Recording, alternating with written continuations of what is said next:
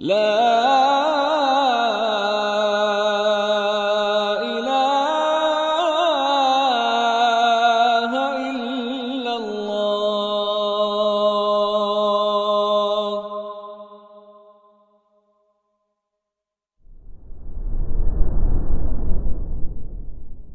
بسم الله الرحمن الرحيم. السلام عليكم ورحمة الله وبركاته. إن الحمد لله نحمده ونستعينه ونستغفره ونعوذ بالله من شرور أنفسنا وسيئات أعمالنا. من يهده الله فلا مضل له ومن يضلل فلا هادي له. أشهد أن لا إله إلا الله وحده لا شريك له وأشهد أن محمدا عبده ورسوله لا نبي بعده.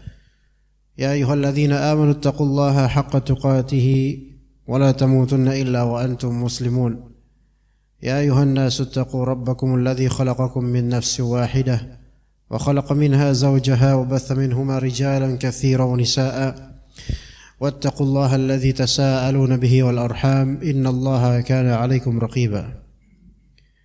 يا أيها الذين آمنوا اتقوا الله وقولوا قولا سديدا يصلح لكم أعمالكم ويغفر لكم ذنوبكم ومن يطع الله ورسوله فقد فاز فوزا عظيما. فإن أصدق الحديث كتاب الله وخير الهدي هدي محمد صلى الله عليه وسلم وشر الأمور محدثاتها وكل محدثة بدعة وكل بدعة ضلالة وكل ضلالة في النار. أما بعد. Jemaah sekalian yang dirahmati oleh Allah Azza wa Jalla, Allah Subhanahu wa taala berfirman, "Yauma tajidu kullu nafsin ma 'amilat min khairin muhdara." Pada hari nanti setiap jiwa itu akan mendapatkan apa yang dia amalkan itu hadir di akhirat. Akan dia lihat apa yang telah dia lakukan hadir di akhirat. Wa ma 'amilat, dan dari segi kebaikan, baik keburukan atau kebaikan, dari amal baik atau amal buruk. Adapun amal buruk, wa ma 'amilat min su' tawaddu law anna bainaha wa bainahu amadan ba'ida. Dan apa yang dilakukan dari keburukan, yang mana jiwa itu akan berangan-angan sekiranya antara dirinya dengan dosa tersebut itu ada jarak yang sebegitu jauh. Dan dikorelasikan jemaah sekalian rahimakumullah dengan salah satu dari doa iftitah yang disyariatkan sesuai dengan sunnah Nabi SAW. Allahumma ba'id baini wa baina khataayaya kama ba'adta bainal masyriq wal maghrib.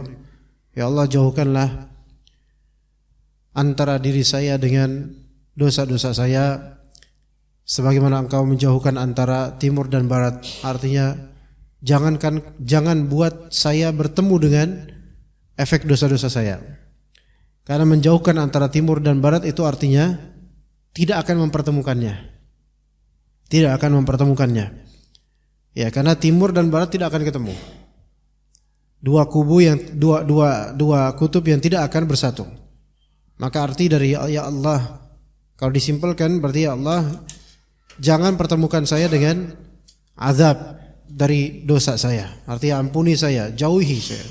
Dan mungkin bisa juga maknanya jangan pertemukan saya dengan catatan dengan amal-amal buruk saya di hari akhir nanti yang telah dimaafkan oleh Allah Azza wa Jalla. Jazakallahu khair.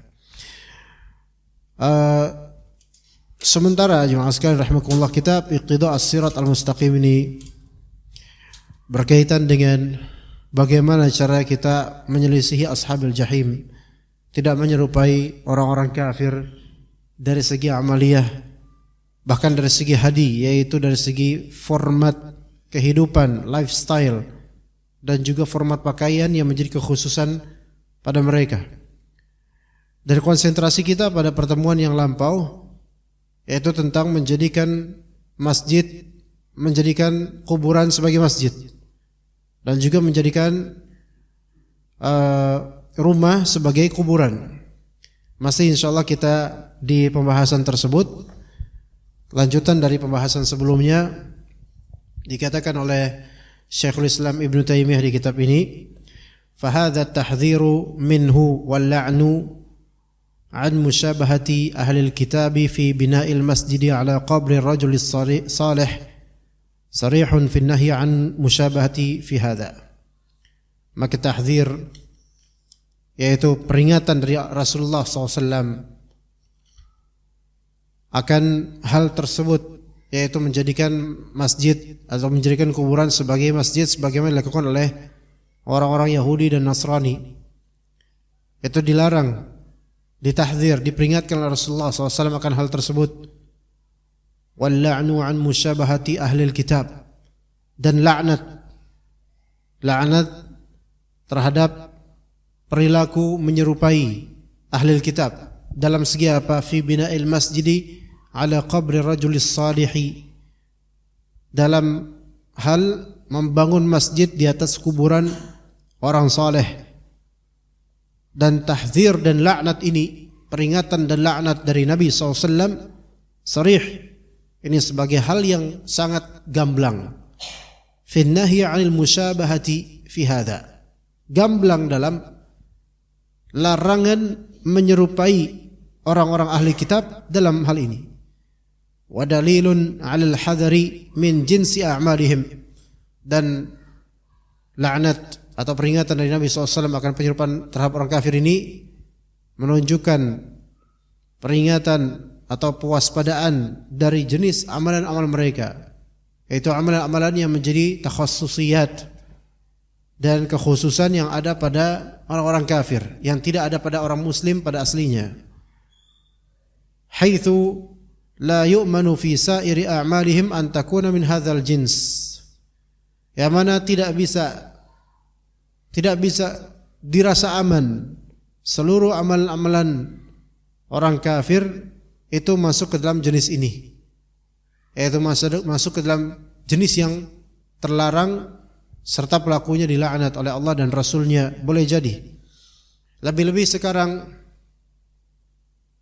orang-orang kafir juga berinovasi dalam amalan mereka, ya, dan kaum muslimin juga ingin memberikan inovasi dalam agama mereka, dalam agama Islam, baik inovasi dari segi akidah atau inovasi dari segi amalan. Dan ternyata inovasi dari segi akidah dan amalan tersebut ada sisi dan wajah penyerupaan terhadap karakteristik, kekhususan dan kebiasaan orang-orang musyrik atau ahli kitab. Dari segi akidah pun kadang ada seperti itu, ya. Dari segi akidah bahkan ada yang menyatakan bahwasanya segala sesuatu di semesta ini adalah refleksi dan perwujudan Allah. Yang mana ini berarti apa? Yang disebut sebagai wahdatul wujud, yaitu Allah itu adalah wujud, segala sesuatu adalah Allah. Na'udzubillah min dzalik. Itu wahdatul wujud. Dan ada yang namanya hululiyah. Ini dua hal yang berbeda. Wahdatul wujud itu menyatakan bahwasanya segala sesuatu adalah Allah itu sendiri, atau cerminan atau refleksi dari Allah Azza wa Jalla. Maka ini wahdatul wujud, persatuan perwujudan dengan Allah Azza wa Jalla.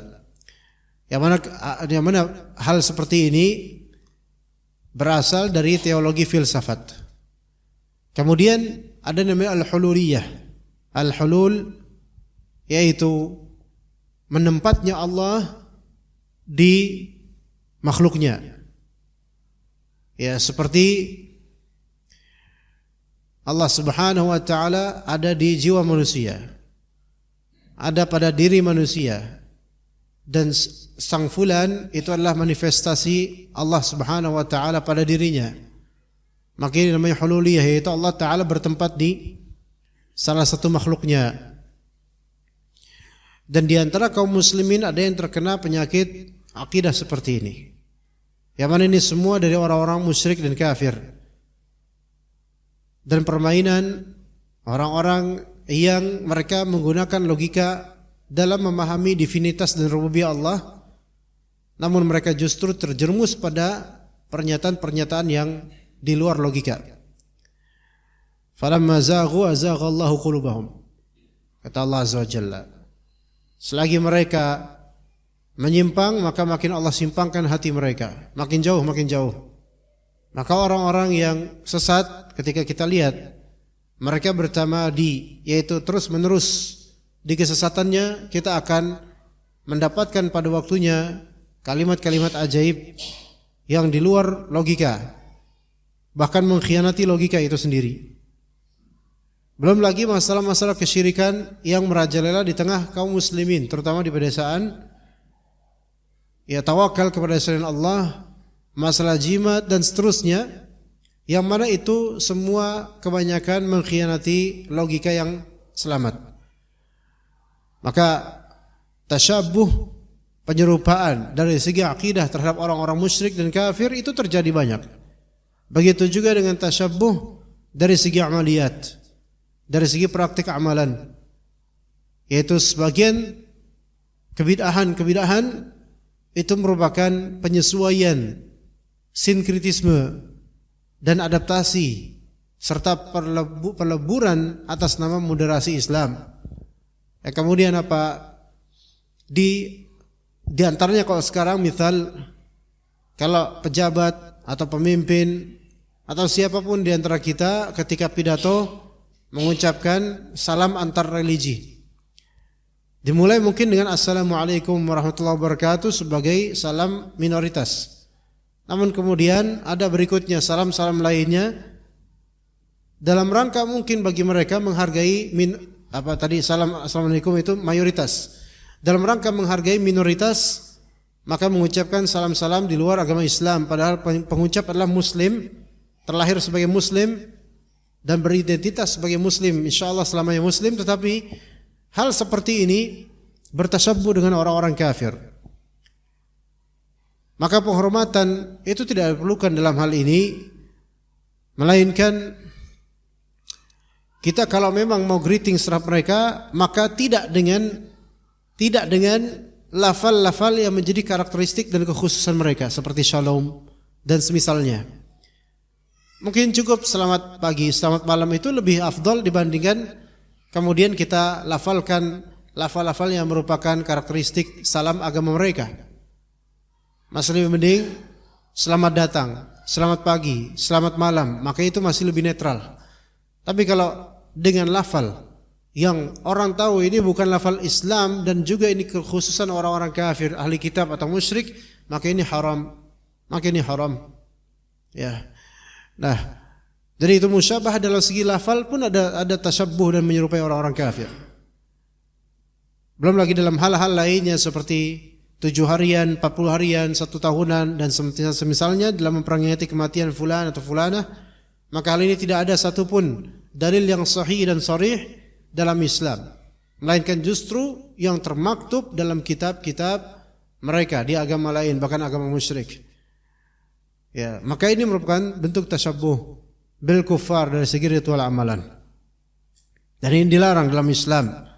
Jadi bukan hanya dalam masalah menjadikan kuburan sebagai masjid saja, tapi dan itu merupakan karakteristik orang-orang ahli kitab pada masanya dan juga orang-orang musyrikin, maka tidak aman ketika kita tahu ternyata sebagian dari orang Islam melakukan hal yang serupa dengan yang dilakukan oleh orang-orang musyrikin dan ahli kitab.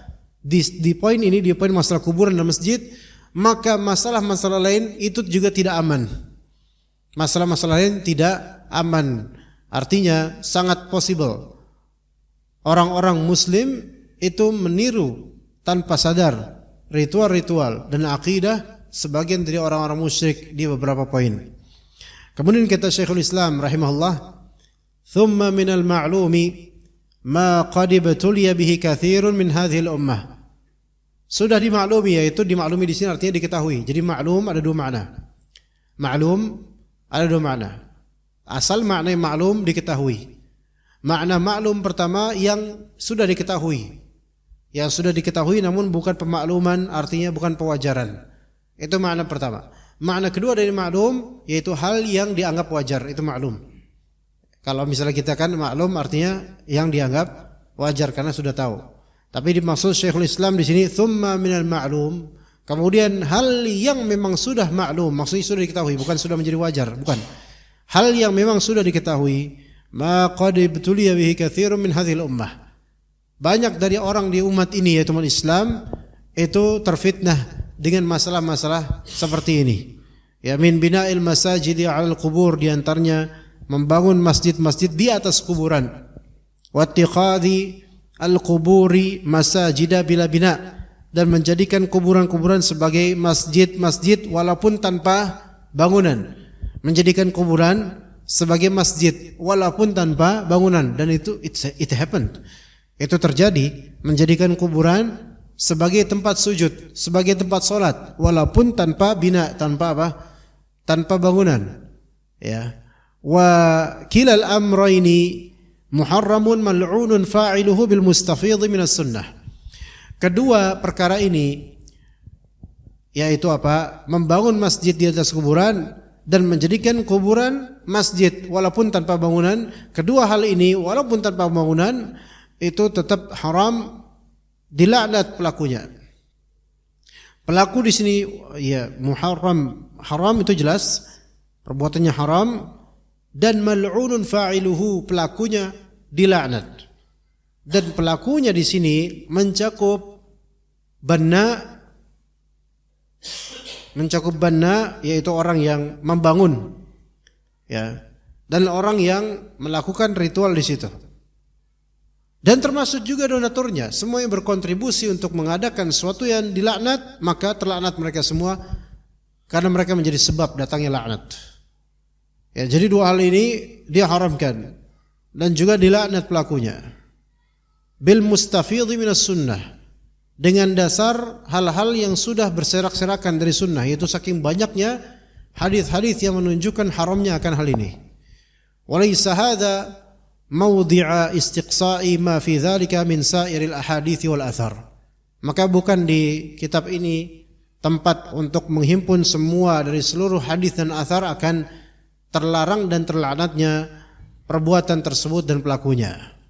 Karena maksud beliau di sini idzil gharadu al-qa'idatul kulliyah. Yang dimaksud, yang diinginkan tujuannya di pembahasan di kitab ini adalah yaitu kaidah yang universal.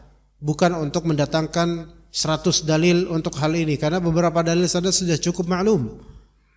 Karena ini kitab bukan untuk mendata dalil-dalil yang sekian banyak, tetapi untuk menyampaikan hujjah dengan kaidah kulliyah, yaitu kaidah universal akan hal ini, dan menyebutkan dalil-dalil yang mencukupi insyaallah. Karena ini kitab bukan kitab sunnah, bukan kitab matan hadis seperti Sahih Bukhari mengumpulkan hadis-hadis, bukan. Tetapi di sini cukup dengan kaidah dan faedah, kemudian juga disertai tentu dengan dalil yang terbangun di atas kesahihannya. Kemudian wa in kana tahrimu dzalika dzakarahu ghairu wahidin min ulama'i at-tawaif min ashabi Malik wa Syafi'i wa Ahmad wa ghairihim. Meskipun pengharaman akan hal ini telah disebutkan tidak hanya satu dari ulama-ulama mazhab, banyak dari ulama dari ashab Malik, yaitu para pengikut Imam Malik rahimahullah, ashab Syafi'i, para pengikut Imam Syafi'i rahimahullah, ashab Ahmad, para pengikut Imam Ahmad rahimahullah, wa ghairihim, dan selain dari beliau semua itu banyak. Walihada kana as-salafu min as-sahabati wat-tabi'in yubalighuna fil man'i mimma yajru ila mithli hadha. Oleh karena itu dulu para salaf dari kalangan sahabat dan tabi'in, mereka bermubalaghah, mereka sangat bersungguh-sungguh dalam melarang hal-hal yang menjurus atau mengantarkan kepada sikap-sikap seperti ini.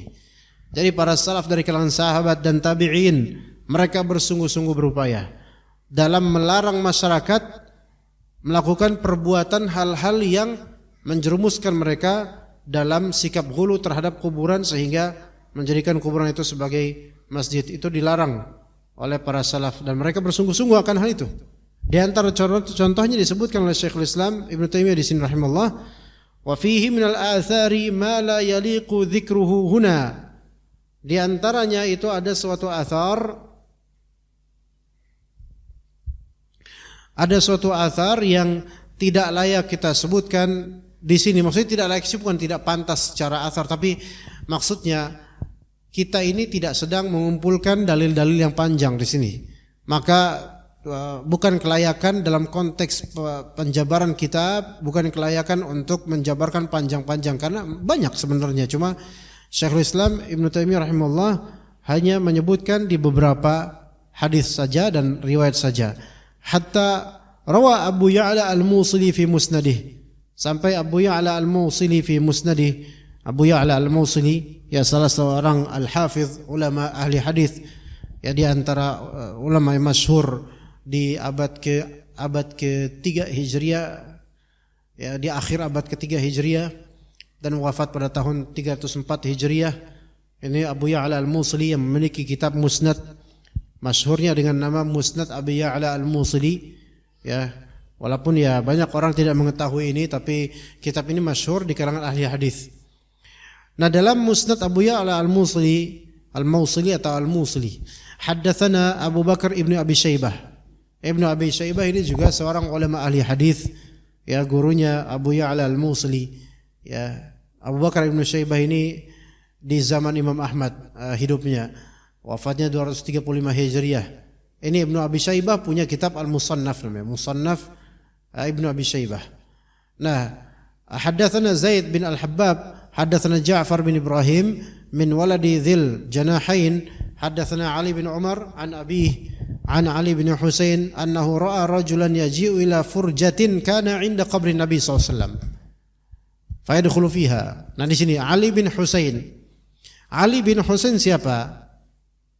Anaknya, cucunya Nabi sallallahu alaihi wasallam. Ali bin Husain bin Ali bin Abdul Muttalib.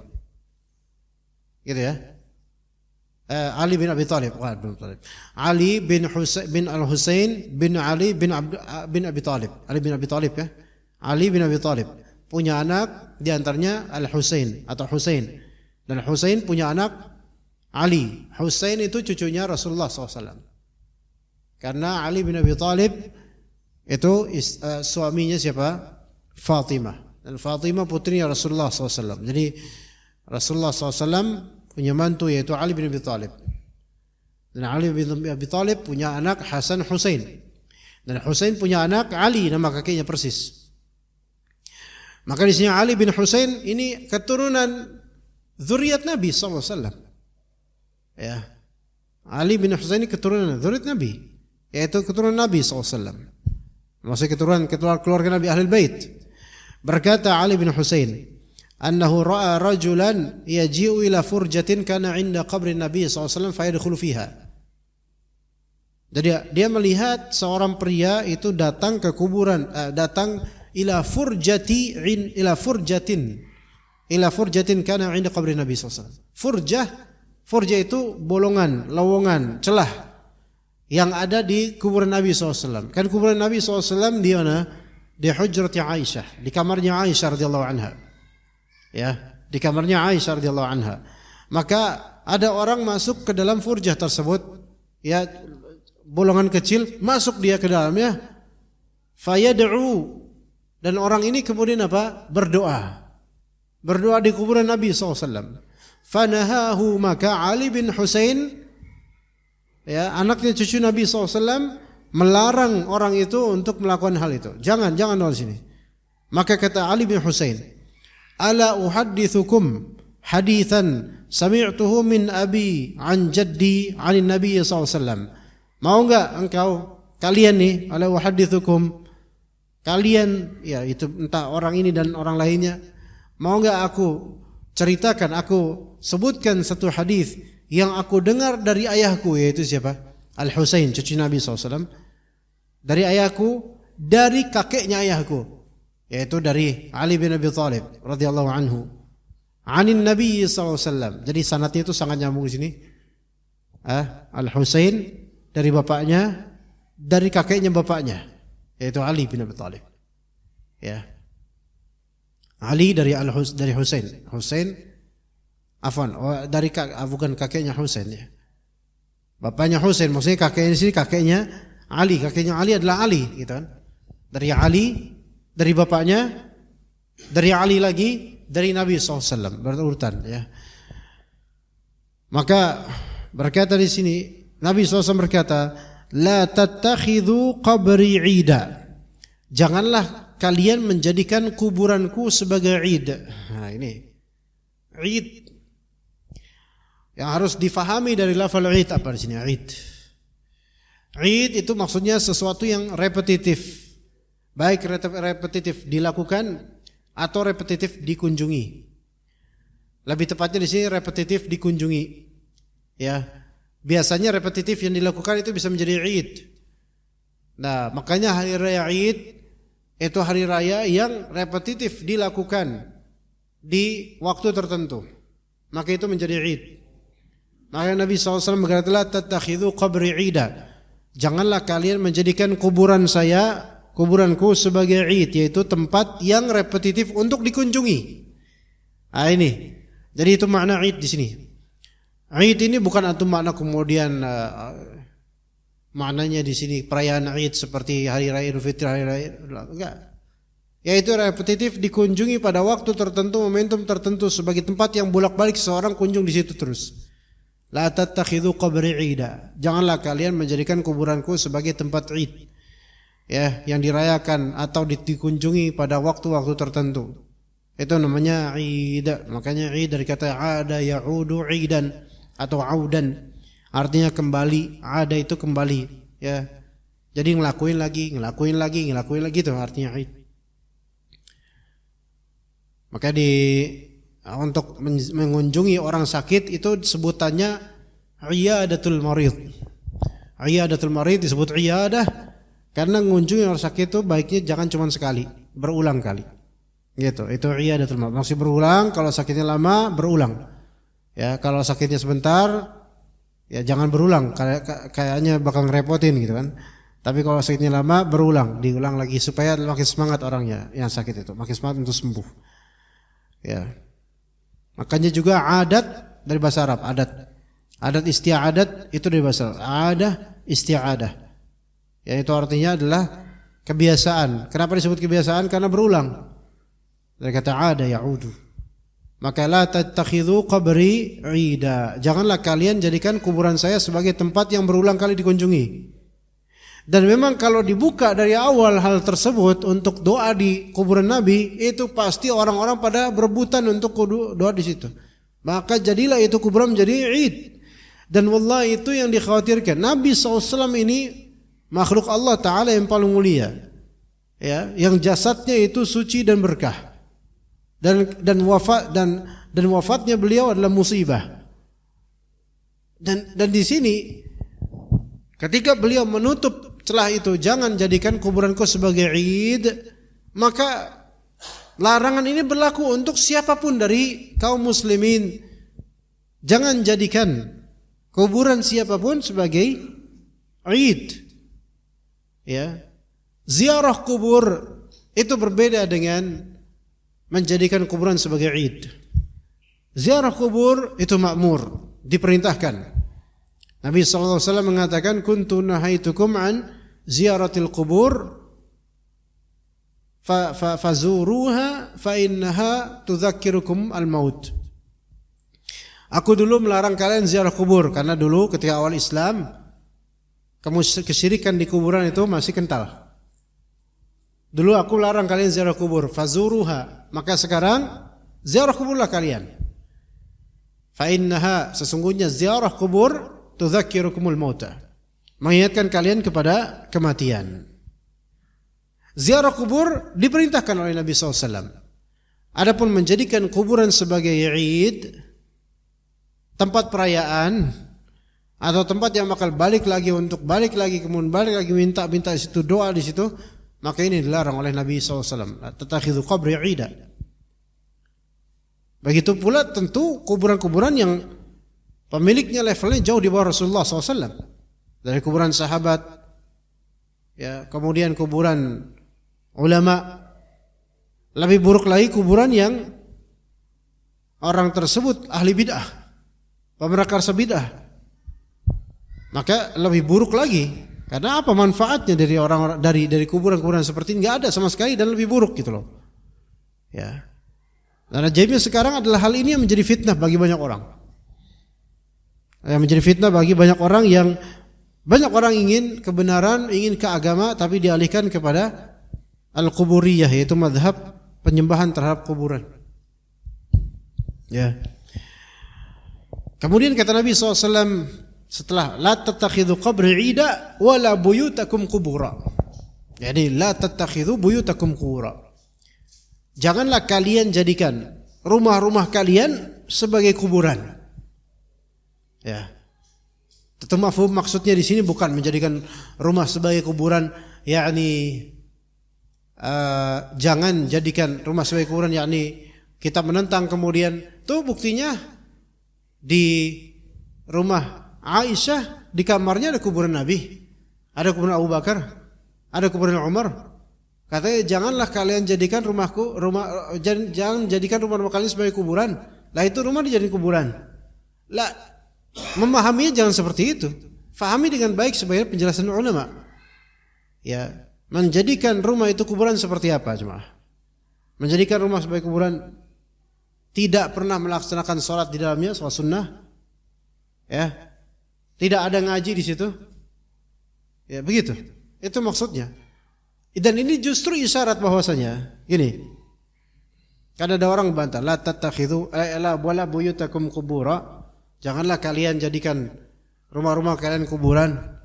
Ya berarti gimana dong? Itu kan Nabi SAW rumahnya kuburannya di rumah Aisyah, di kamarnya pula. Memahami jadi gitu, ya.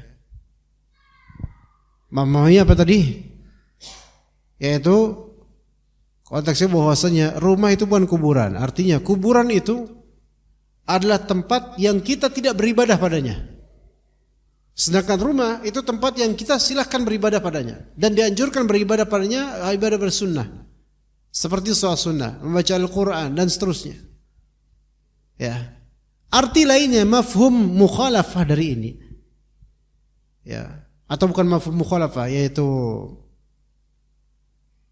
lataif, hal-hal lembut namun penting yang bisa kita pahami dari domain makna janganlah kalian jadikan rumah-rumah kalian sebagai kuburan adalah bahwasanya kuburan itu adalah tempat yang terlarang untuk kita ibadah di situ. Salat di situ terlarang.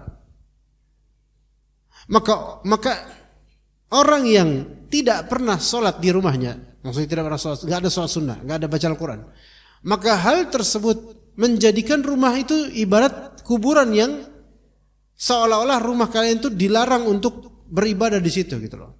Ada tasyabbuh kepada kuburan, ada penyerupaan dengan kuburan. Kuburan hanya kuburan.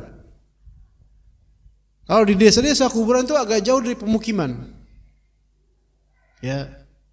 Dan dikenal seram gitu kan. Harus jalan dulu ya, agak jauhan dikit, seram. Agak jauh ya. Di salah satu kampus Depok itu juga ada kuburan di daerah yang harus jauh masuk ke hutannya gitu. Kuburan. Ya. Yang mana pada asalnya namanya kuburan itu emang secara logika bukan tempat untuk beribadah kepada Allah, bukan tempat buat berdoa, minta sama Allah, bukan. Tapi tempat untuk mengingat kematian. Berkunjung pun untuk mengingat kematian dan mendoakan untuk mayit, bukan berdoa kepada mayit. Kan gitu. Dan kuburan bukan tempat sholat. Semua juga tahu itu. Sehingga enggak layak dan enggak pernah disolat, enggak pernah ada sholat di kuburan kecuali sholat jenazah bagi yang berudzur. Maka kalau rumah enggak pernah diisi zikir, enggak ada sholat sunnah, enggak ada tausiyah, enggak ada apa, maka ibarat kuburan sepi dari amalan ibadah. Sepi dari amalan ibadah. Ya. Nah di sini dua hal. Larangan menjadikan kuburan sebagai tempat id dan larangan menjadikan rumah seperti kuburan. Ya, kalau didalami kalimat dua hukum ini, kita dapati bahwasanya dua hukum ini masya Allah faedahnya banyak, namun pelanggaran oleh kaum muslimin dilakukan secara masif. Sekarang kalau kita lihat rumah kita, ikhwan, pernah nggak terdengar ada murotal di situ? Di rumah kita misalnya, pernah nggak kita sholat sunnah di situ? Atau jarang atau susah? Seolah-olah ini rumah kuburan, sepi dari zikir, ya, sepi dari ibadah. Maka boleh jadi rumah gedongan mewah masya Allah, namun hakikatnya secara syar'i ini laksana kuburan. Karena tidak ada nilai ibadah, tidak ada nilai akhirat, tidak ada nilai penghaman pada Allah di situ. Maka ini yang terlarang, menjadikan rumah sebagai kuburan. Ya, bukan maksudnya enggak boleh buat kuburan di rumah. Ya. Namun membuat kuburan di rumah juga ada rincinya nanti hukumnya. Itu beda lagi. Itu bukan itu nih maksud dalam hadis ini. Ya. Kemudian kata Nabi SAW, fa inna taslimakum yablughuni aynama kuntum. Sesungguhnya salamnya kalian, salam dan salawat itu sampai kepadaku dimanapun kalian ada dan dimanapun dan kapanpun kalian berada, di zaman kapanpun setelah Nabi wafat, baik milenial atau bukan. Maka salawat dan salam itu sampai kepadaku di alam barzakh beliau. Bukan di alam dunia, di alam barzakh sampai kepada beliau. Dan alam barzakh itu alam gaib. Kesibukan di dalamnya itu tidak akan sama dengan kesibukan di alam dunia, beda. Pastinya beda. Kita nggak tahu karena kita belum ke sana. Maka jangan dibayangkan, wah kalau misalnya alam barzakh yang selawat dan salam pada Nabi SAW tiap detik itu pasti ada insya Allah. Di satu belahan belahan dunia ini, di setiap detik itu insya Allah ada yang lagi salawat kepada Nabi SAW. Seperti sekarang barusan itu sampai ke Nabi SAW di alam barzakhnya. Dan kita tidak perlu gimana ya, berarti kan tiap detik Rasulullah itu dapat salam, dijawab Rasul, dapat salam, dijawab. Apa nggak capek ya tiap detik disalamin terus? Ya antum jangan pikir gitu. Karena ini hal yang gaib yang kita itu tidak tahu bagaimana kaifiyah dan tata caranya. Allah lebih tahu. Jadi nggak usah dipikir-pikir, wah berarti Rasulullah itu sibuk banget tiap saat itu selalu ada yang kirim salam sama beliau. Kata beliau kan sampai ke beliau itu salam dan salawat. Ya, makanya kita nggak boleh menerawang bagaimana alam barzakh, nggak tahu Allah. Ya, tapi kita harus imani hadis yang memang disahihkan oleh para ulama. Dan kata Syekh Nasir Al-Aql sebagai muhaqqiq dari terhadap kitab ini, min akbaril masaib allati dahat al-muslimina fi usurihim al-mutaakhirah, di antara sebesar-besar musibah yang menimpa muslimin di masa akhir-akhir mereka ini, yaitu sekarang kontemporer atau sejak zaman sekian ratus Hijriyah,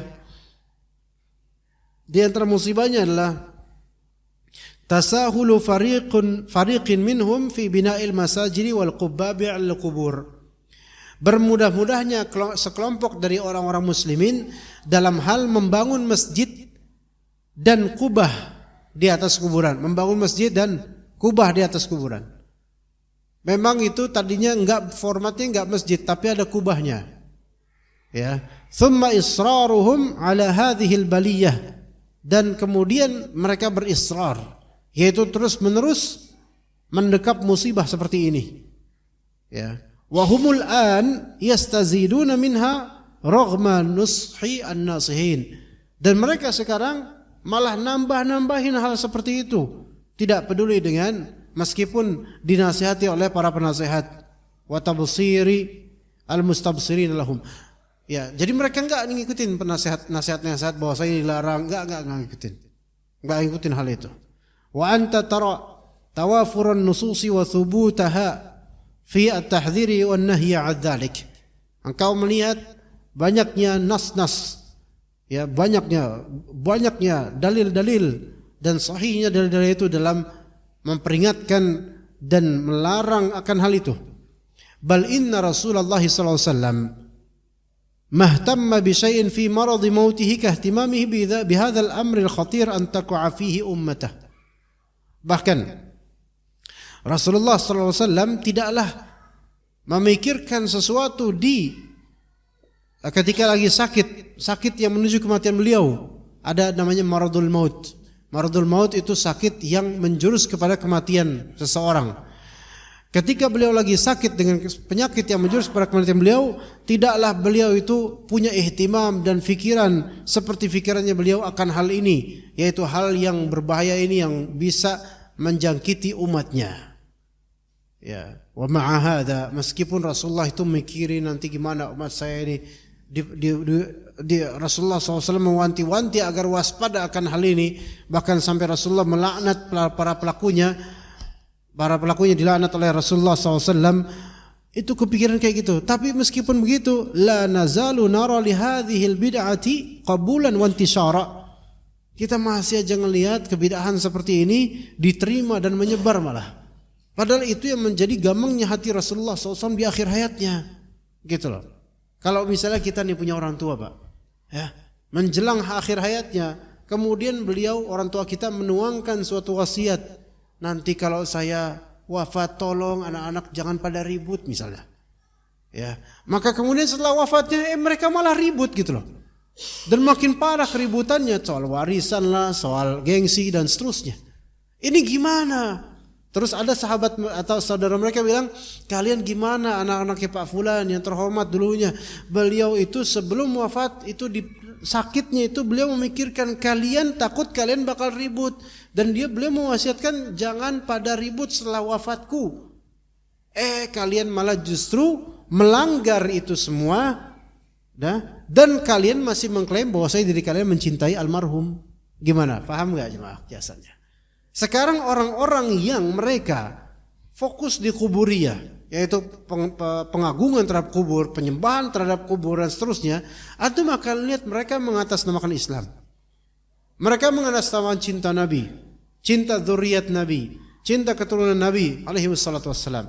Tapi hakikatnya justru mereka melanggar hal yang paling Nabi khawatirkan. Itulah ajaibnya. Ya. Jadi kalau tadi tentang keluarga, anak diwasiatkan seperti itu oleh orang tuanya terus melanggar tepat setelah wafatnya bapak itu almarhum, ini kan kedurhakaan. Maka hal-hal seperti ini ketika terjadi di masyarakat, yaitu penyembahan terhadap kubur, yang mana itu kegalauan Rasulullah akan hal itu dilanggar kemudian, maka ini kedurhakaan yang dahsyat sebenarnya dan masif sifatnya. Ya, kita lanjutkan insyaallah setelah adzan insyaallah taala. Baik, kita lanjutkan perkataan dari Al-Muhaqqiq yaitu Syekh Nasir Al-Aql hafizallah.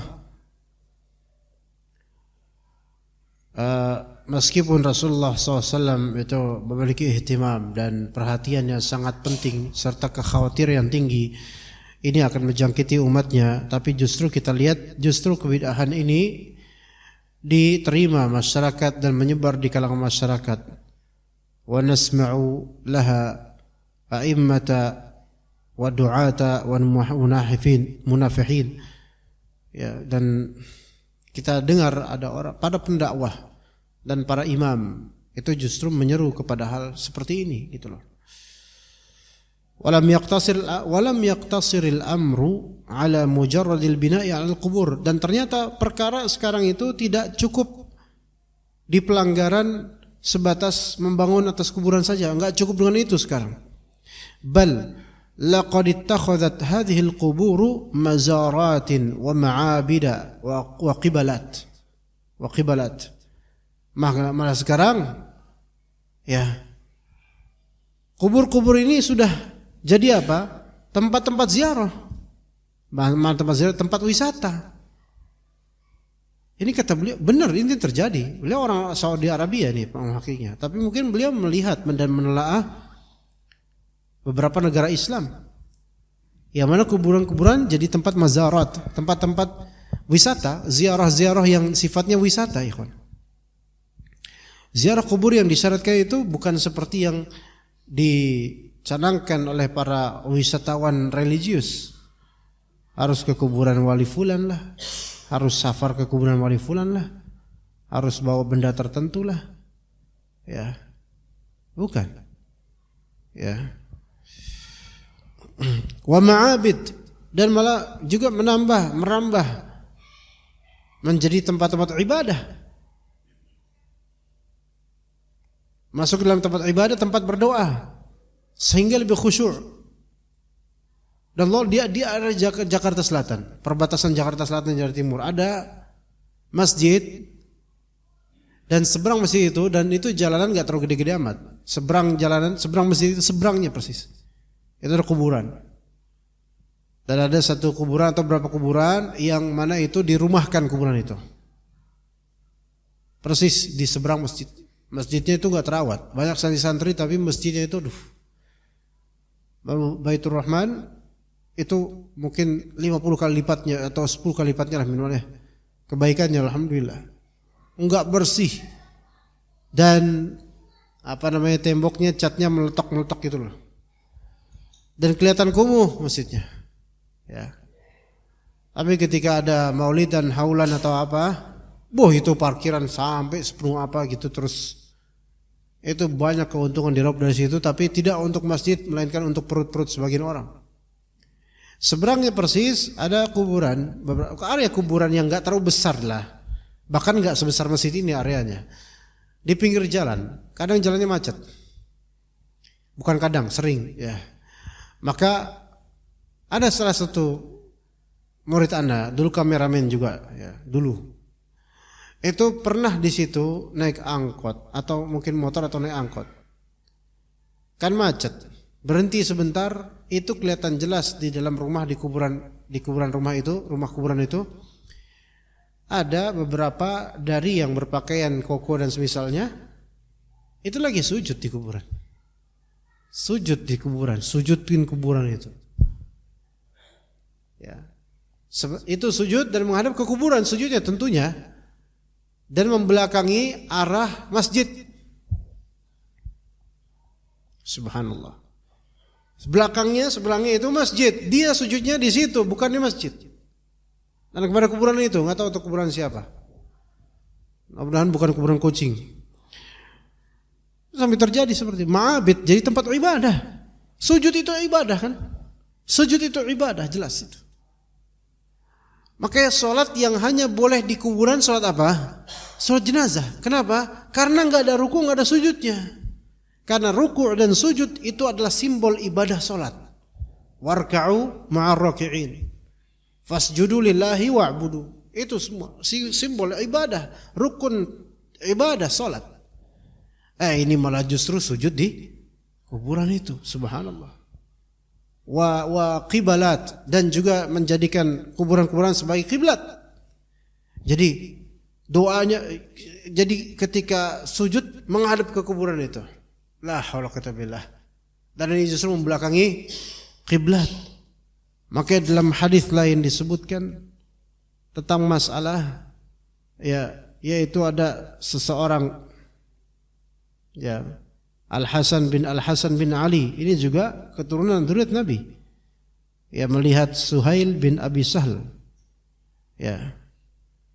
Ala kulli hal di sini sebelumnya kita skip untuk dari karena agak panjang.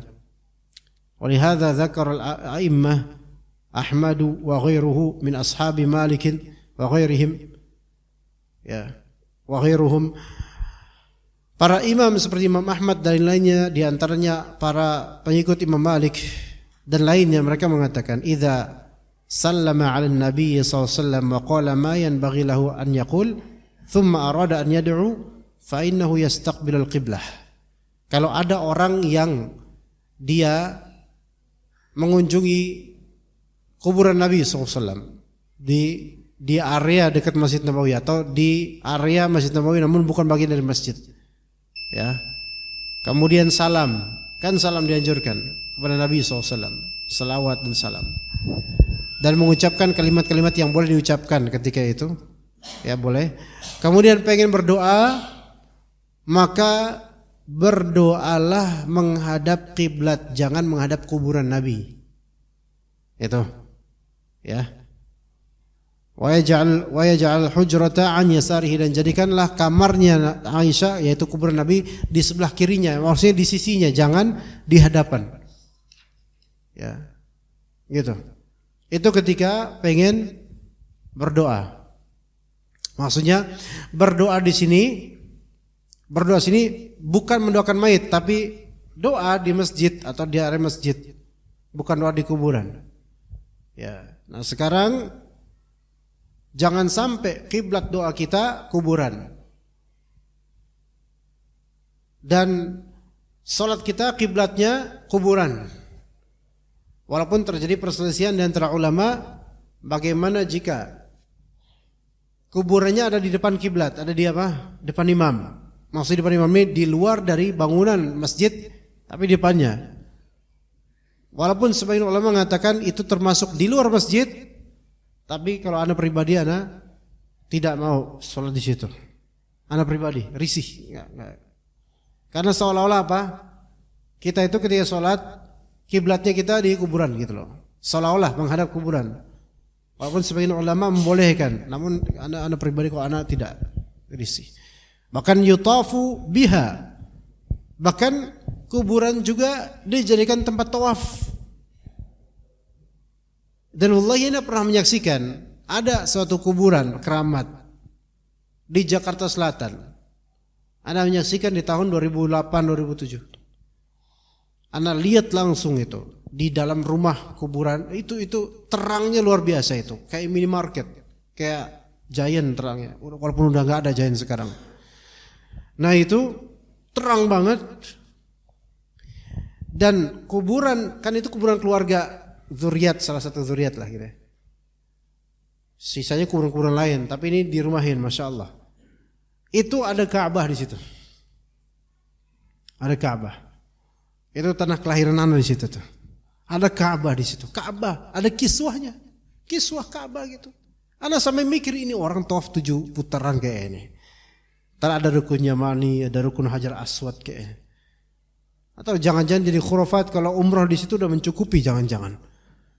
Jadi nggak perlu travel umrah, pada rugi semua kalau umrahnya ke situ. Subhanallah, dibuat seperti Ka'bah dan isi kuburan. Makanya yutaf biha.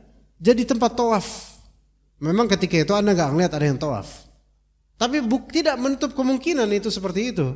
Menyerupakannya dengan Ka'bah. Subhanallah. Begitulah syaitan membisikkan orang-orang.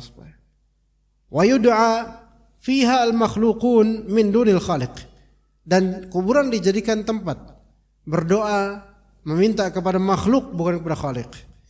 Dan itu terjadi. Dimulai dari gambar-gambar, foto mayit dipajang di situ. Dimulai di situ. Lama-lama kan hati itu kan kayak ke mayit ini gitu loh. Itu seperti itu. Itu persis dengan kaum Nabi Nuh. Awal-awal syirik itu dari situ. Kayak gini awal-awal syirik tuh. Patung-patung. Dulu kan patung gak pakai foto dulu. Ya, lama-lama kan hati tertambat pada patung-patung yang menyerupai wajah dari orang-orang yang telah wafat ini, orang-orang soleh ini. Akhirnya lama-lama hati tertambat kepadanya, lupa kepada Allah, lama-lama mintanya pada patung-patung ini. Persis. Ya. Iya. Nama saya sekarang sudah tidak ada lagi nabi yang akan diutus karena sudah selesai risalah Nabi Muhammad SAW. Tinggal kita mau ikut, dan para ulama, para duat, para ustadz itu mereka adalah pemegang estafet risalah tauhid anti syirik. Kalau ternyata dai-dainya malah justru syirik dan anti tauhid, lah ini gimana gitu loh. Ya seperti itu ya jemaah sekalian. Kita cukup insyaallah sampai sini. Barakallahu fikum jami'an. Wa sallallahu ala nabiyyina Muhammad wa ala alihi wa sahbihi ajma'in. Subhanakallahumma bihamdika asyhadu an la ilaha illa anta astaghfiruka wa atubu ilaik. Assalamualaikum warahmatullahi wabarakatuh.